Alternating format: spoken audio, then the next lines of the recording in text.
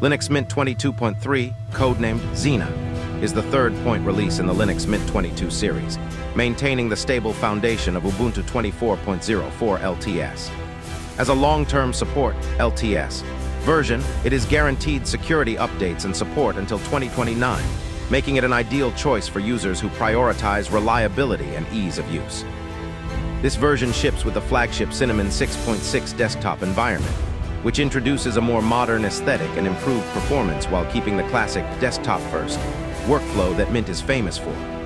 Under the hood, it utilizes the Linux 6.14 HWE kernel, ensuring that the operating system remains compatible with the latest hardware, processors, and graphics drivers.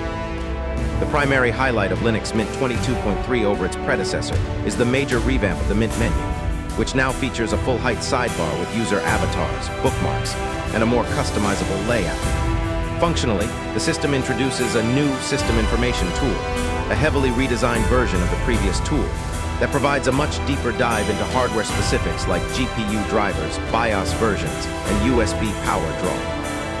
For productivity, the Nemo file manager now supports pausing and resuming file operations, a long-requested feature, and the Timeshift backup utility can similarly pause active snapshots.